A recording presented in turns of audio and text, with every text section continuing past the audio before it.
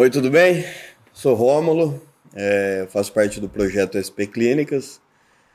Hoje eu estou aqui com o Jorge é coordenador da instituição Sarev, que é Santa Rosa Recuperando Vidas, faz um trabalho com dependentes químicos, né?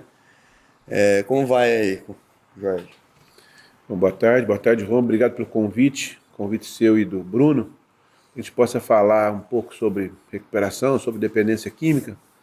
Como o Romulo já disse, meu nome é Jorge Junqueira, eu sou especialista em dependência química pela Unifesp, trabalho na área há mais de 25 anos e estamos aqui em Santa Rosa de Viterbo há 11 anos. Até ontem foi aniversário de fundação da instituição, que é uma instituição filantrópica sem fins lucrativos.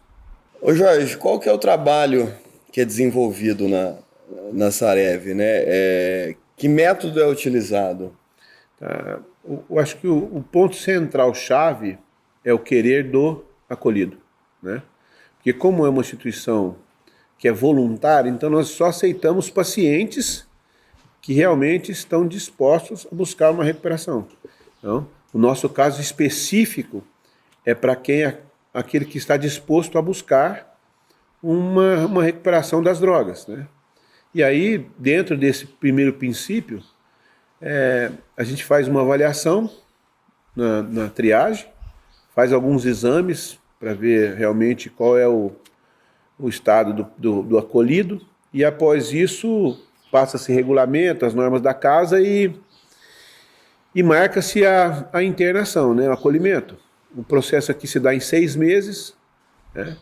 Trabalhamos aqui com a metodologia dos 12 passos, reuniões de vários segmentos, reunião de sentimento, reunião de acolhida, reunião de meta, reunião de espiritualidade.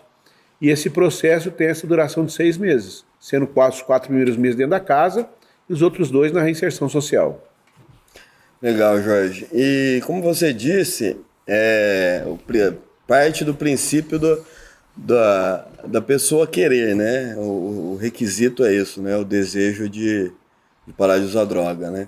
Como você disse, Jorge, os pacientes, né? Os dependentes te procuram, né? Existe uma conversa aí, é preciso ter essa vontade de abandonar o uso das drogas, né? E essa procura é feita pelas famílias também ou só pelo indivíduo? Geralmente aqui mescla muito, Rom. Muitas vezes o próprio indivíduo, no seu sofrimento causado pelo uso da substância psicoativa, ele mesmo vem atrás de nós, atrás desse processo, dessa nova maneira de querer viver. Mas muitas vezes também a família entra em contato com a gente para saber como é que ela tem que fazer, o que ela precisa fazer para que esse ente querido queira vir se tratar com a gente. Porque, na verdade, muitas vezes, aquele que precisa não quer, né? Então, a família precisa ser trabalhada, precisa ser mostrada à família qual é o processo que precisa ser feito, né, para que esse indivíduo queira buscar uma recuperação. Tá, e quando o indivíduo, né, ele demora para se perceber, ele está num momento da vida em que apenas ele não enxerga essa necessidade de mudança de vida, ele apresenta alguns sinais assim que a família possa ficar atenta e talvez tomar uma decisão por ele? Na verdade, muitas das vezes, quando a dependência química está instalada num lar, numa família, muitas vezes a própria família não consegue perceber esses sinais, né? Do que algo está acontecendo, do que algo está acontecendo de uma forma errada. Muitas vezes a família não tem esse preparo. Nós fazemos um acolhimento com as famílias, reuniões semanais com as famílias, para que realmente elas consigam perceber os sinais, né? Quais são os sinais? A perda de uma convivência natural, normal, perante a sociedade, né? A pessoa perde totalmente a estrutura diária, né? O dependente não tem uma disciplina, não tem uma regra para viver. Então, muitas vezes a família precisa ser orientada para isso. Aí alguns sinais, né? A mentira, a manipulação, né? As questões de perdeu dinheiro, sumiu dinheiro, né? Hoje em dia tem famílias ainda que sustentam a dependência do indivíduo por não querer enxergar. Eles preferem ficar na negação de que não está acontecendo nada. É porque a doença já está instalada na família e precisa trabalhar a família como um todo, não só o dependente químico. Então, alguns sinais, né, a gente consegue perceber essa perda de controle do indivíduo. Né? Se a doença está instalada, a dependência química, a perda de controle lá acontece. Né? Ele não consegue controlar mais aquela coisa de usar fim de semana, eu vou gastar só isso aqui de dinheiro. Perde completamente o controle. E o resto das áreas da família vão se ruindo, né? Então, a parte acadêmica, a parte profissional, a parte amorosa, a parte familiar, tudo vai ruindo. E aí, muitas vezes, a família, mesmo assim, não quer enxergar. Por isso que precisamos também interferir num momento desse, né? Mostrar para as famílias que elas têm um problema sério, não dá para tampar o sol com a peneira, ou você encara aquele problema, ou você continua alimentando a doença do seu ente querido. E essa degradação, esse processo, se ele for interrompido antes, através de diálogo, sei lá, não estou querendo já forçar, tipo, chegar... Existe etapas ou alguma coisa que pode fazer para talvez evitar uma internação ou chegar num ponto que fique mais difícil trabalhar essa recuperação? Eu creio que sim. Eu acredito que hoje nós temos várias ferramentas, né, para se trabalhar a dependência química. Né? Existem vários processos, vários mecanismos. Né? Então temos lá, na parte pública, tem os CAPs que podem orientar tanto a família como o dependente químico. Tem os grupos de autoajuda, que trabalham os 12 passos, que aí é o diferencial que eu vejo que até hoje é que faz a diferença, né, que são usados. Agora, o grande problema é que muitas das vezes eu não posso esperar o indivíduo enxergar. Porque quando ele for enxergar, pode ser que seja tarde. Pode ser que já teve muitas perdas. Então, muitas das vezes, a família precisa enxergar isso e precisa interferir. E, de repente, interferir... não, se você não quiser, você vai para a rua. Não, mas vou começar a fechar as portas de algumas coisas que vão dificultar a vida daquele indivíduo em uso. Então, sem dinheiro, sem cartão, sem carro, algumas coisas que começam a ser retiradas do indivíduo para que ele realmente comece a enxergar que ele precisa de uma ajuda, de uma internação ou de uma das ferramentas, né, que a gente tem aí hoje para que ele possa realmente se tratar. Isso daí vai no sentido de que gradativamente for retirando algumas coisas, né? Evita que mais para frente ele sozinho consiga perder tudo, né? Porque na verdade ele vai perder mais cedo ou mais tarde, né? Eu costumo dizer que a família muitas vezes fala para mim assim, mas se eu não pagar o traficante que ele está devendo, o traficante vai lá matar ele. Mas se a senhora pagar o traficante, ele vai continuar se matando, né? Mas se eu não pagar, ele vai começar a roubar e vai ser preso. Automaticamente, se ele não parar, ele vai ser preso. É isso que as pessoas têm que entender. Que esse processo vai acontecer, mais cedo ou mais tarde. Muitas vezes as pessoas falam, mas a Saré, por exemplo, hoje uma mensalidade aqui custa o processo inteiro R$8.000, dividido em 7, prestação de 1.200. As pessoas falam, é caro. O cara tem 4 alimentações por dia, tratamento psicológico, é um tratamento humanizado, e aí você vai pôr isso na ponta do lápis, dá R$46 por dia. É caro. E na rua, isso não é caro? São 5 minutos de uso de drogas. Né? 5 minutos, e muito, até mesmo que é 5 minutos. Então, muitas vezes, o olhar da família para essa questão, né? As pessoas têm que entender que se a doença da dependência estiver instalada, o fundo vai chegar, né? O fundo da fossa. Né? E aí eu posso antecipar isso como família, né?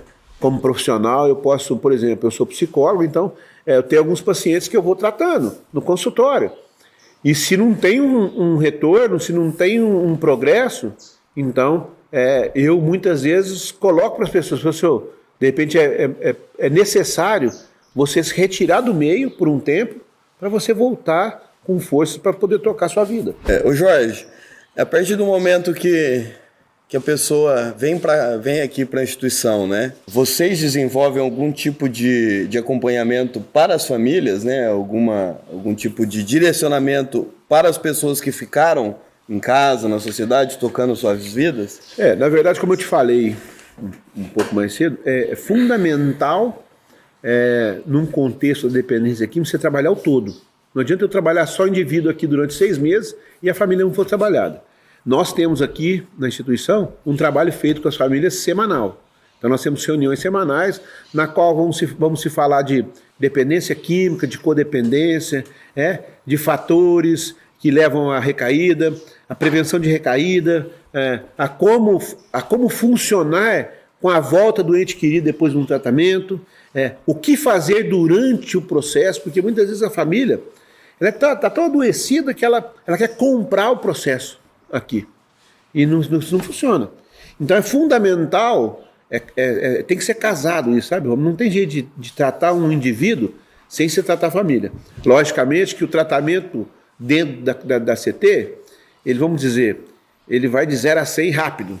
Com a família, esse processo é mais lento, mas muitas famílias também pegam esse processo. Como acontece aqui, algumas pessoas chegam, em poucos meses já estão bem firmes no processo. E assim com as famílias. Algumas famílias ainda continuam adoecidas, mesmo com o indivíduo com 5, 6, 10, 8, 9, 10 anos limpo.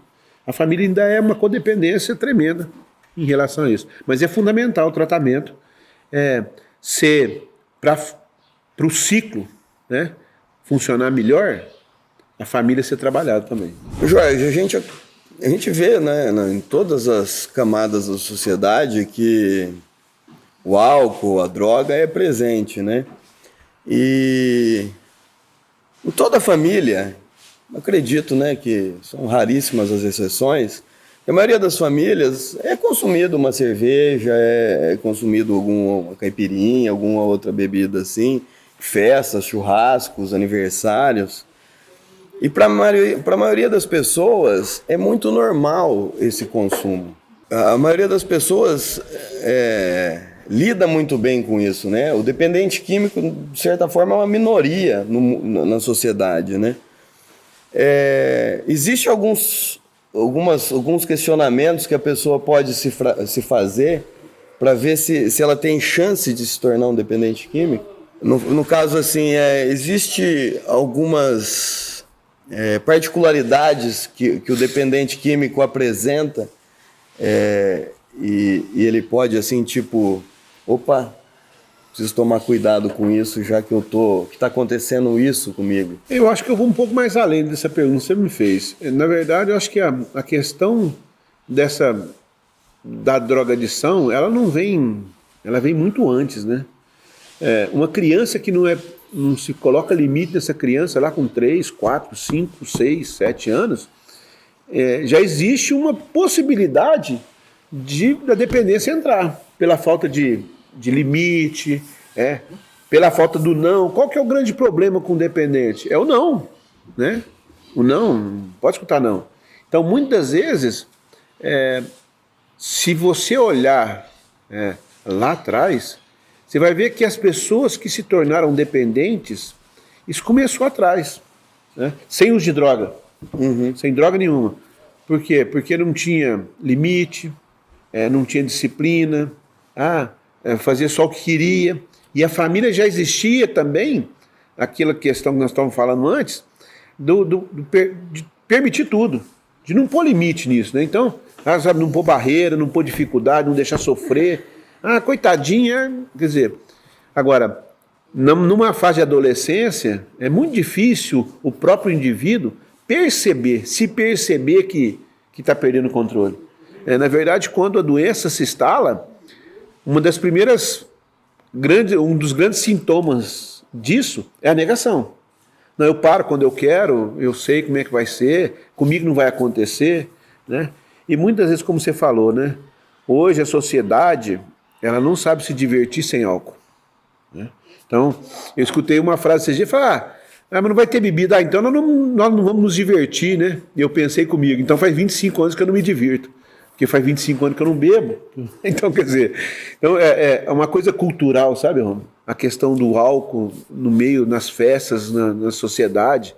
Então, muitas vezes, é um problema muito sério, né? Um problema muito complexo da gente perceber. Agora, como você perguntou, quais são os sintomas? Então, por exemplo, uma criança com autoestima baixa já é propenso a isso, né? Uma criança que tem dificuldade de se relacionar, de relações interpessoais. Quer dizer, são perfis que a gente vai vendo ao longo da história que são favoráveis a entrar na dependência. Por quê? Uma autoestima baixa, se a pessoa tem uma autoestima baixa, se tem uma dificuldade de se relacionar, quer dizer, ele vai usar uma substância que vai fazer com que facilite isso para ela. Então, é uma coisa bem complexa da gente pontuar, sabe, algumas coisas assim em cima.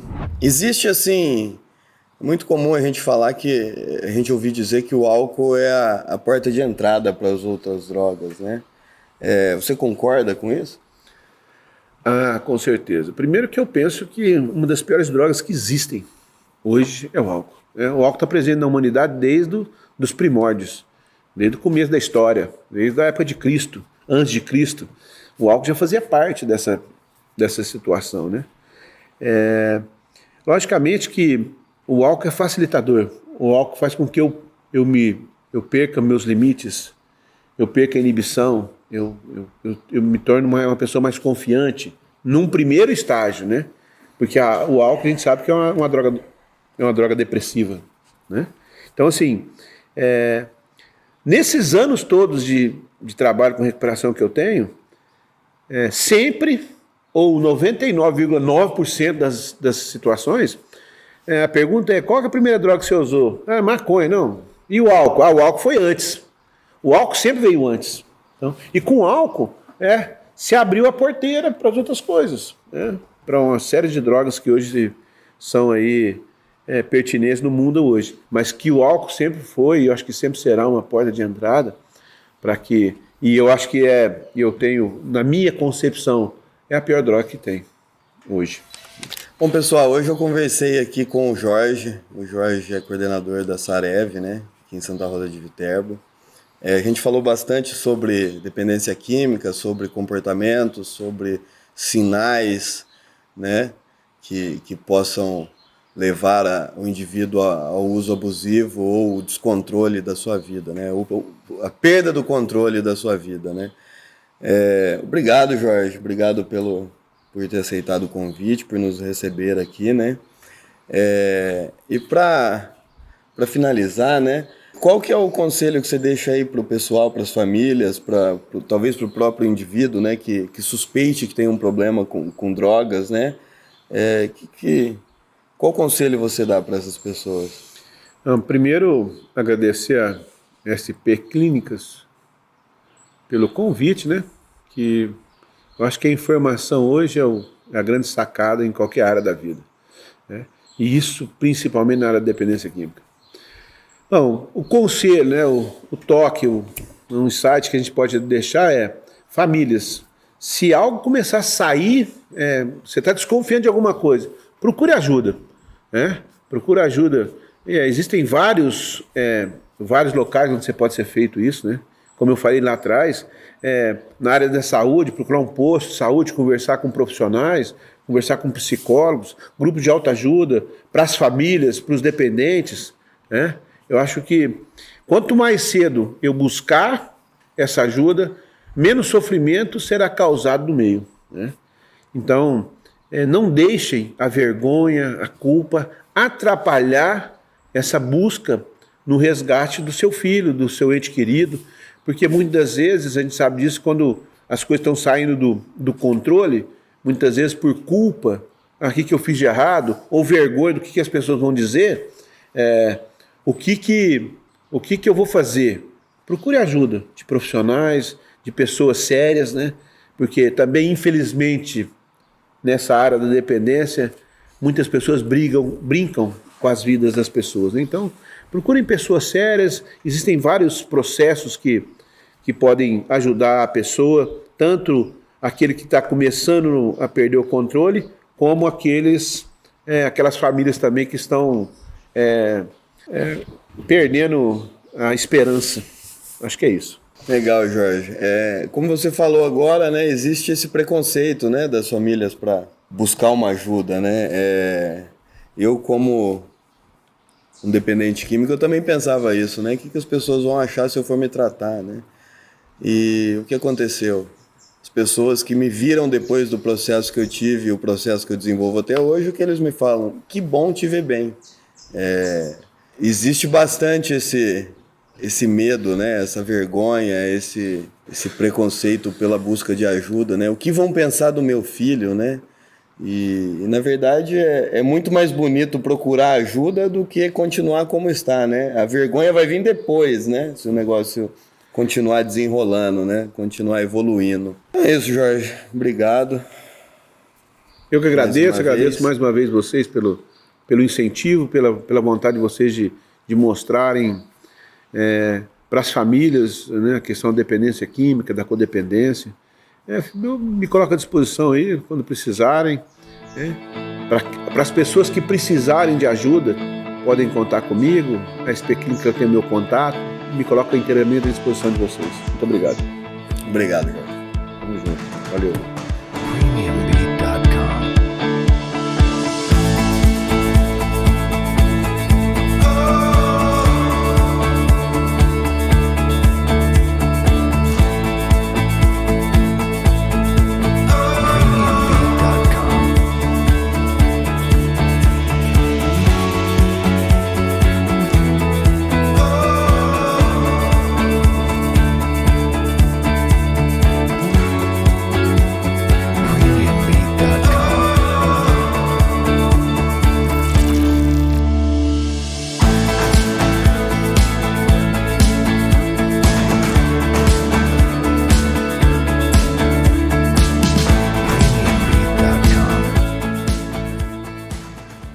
É isso aí, pessoal. Vocês puderam conferir aí o Rômulo batendo um papo com esse super parceiro nosso, né, Rômulo? Isso aí, super produtivo, canal visando informação e sempre bom estar em contato com quem está procurando fazer o bem. A gente se despede de vocês, esperamos que vocês gostem deste conteúdo. Tendo dúvidas, entre em contato conosco no canal, tá bom? Tem aí o link, tem aí todas as descrições, junto com os telefones, e-mail, estamos nas redes sociais. Acompanhe nosso trabalho no Facebook e no Instagram, estamos sempre à disposição.